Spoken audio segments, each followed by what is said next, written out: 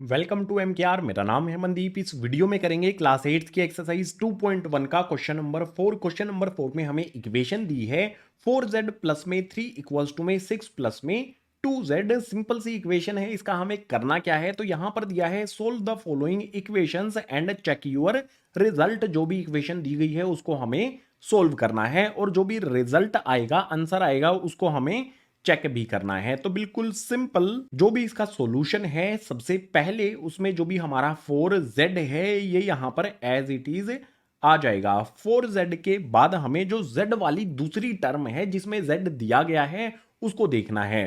4z के अलावा यहां पर z इसे 2 के साथ है, 2z है, तो इस 2z को हमें इसी 4z के पास लेकर आना है। यहां पर 2z कैसा है, प्लस का है। अगर इसको दूसरी तरफ लेकर आएंगे तो ये हो जाएगा यहां पर माइनस का 2z। प्लस का है, इक्वल्स टू के साइन के दूसरी तरफ लेकर जाएंगे तो उसका साइन हो जाएगा माइनस का। प्लस से माइनस हो जाता है साइड चेंज करने पर, और माइनस से प्लस हो जाता है। ठीक है, अब यहां पर जो हमारा 3 है, ये वाला प्लस का 3, इसको एज इट इज यहां पर लिखा जाएगा। इक्वल्स का साइन लगा लेंगे। बचा क्या है, 2z को हम इधर लेकर आ गए तो इस तरफ हमारा ये वाला 6 बचेगा। इस वाले 6 को एज इट इज यहां पर लिख देना है।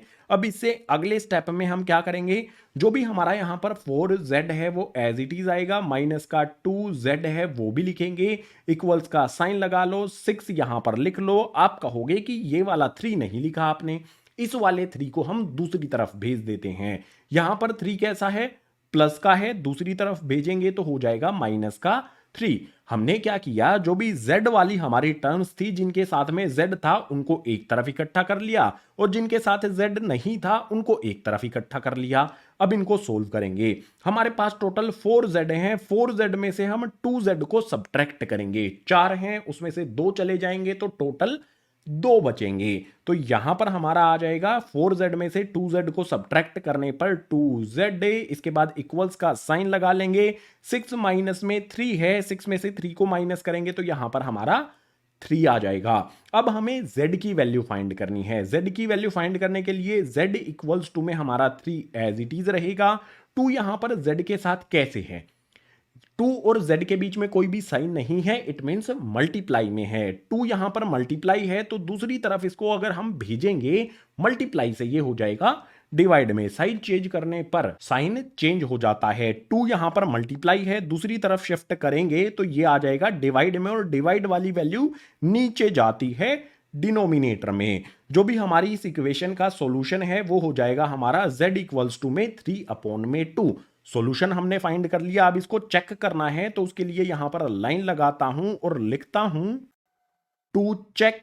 चेक करने के लिए जो भी मेरी ये इक्वेशन है, इस इक्वेशन को एज इट इज मुझे यहां पर लिखना होगा। इक्वेशन हमें दी गई है 4z प्लस में आ जाएगा मेरा 3 इक्वल्स टू में आ जाएगा 6 प्लस में 2z। इक्वेशन मैंने एज इट इज लिख ली। अब क्या करना होगा, जो भी z की वैल्यू यहां पर हमारी आई है, इस z की वैल्यू को इक्वेशन में जहां पर भी z आता है उस z की जगह पर हमें 3 अपॉन में 2 रखना है। z को हमें 3 अपॉन 2 से बदल देना है। तो यहां पर हमारा 4 आ जाएगा, z की जगह पर आ जाएगा हमारा यहां पर 3 अपॉन में आ जाएगा यहां पर 2, उसके बाद प्लस का 3 आ जाएगा।